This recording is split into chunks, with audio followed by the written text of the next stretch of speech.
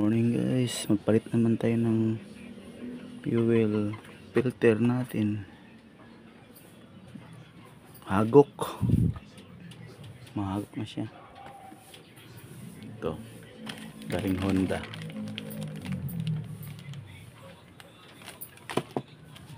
With o-ring. Magpalit kayo nito, sabay na itong o-ring at makasabay ito sila.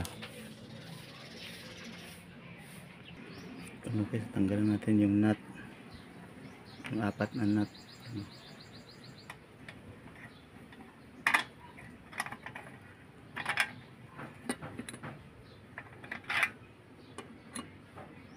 Okay, ito na guys.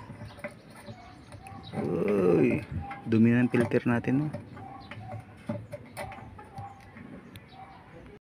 Ito, natanggal na natin guys.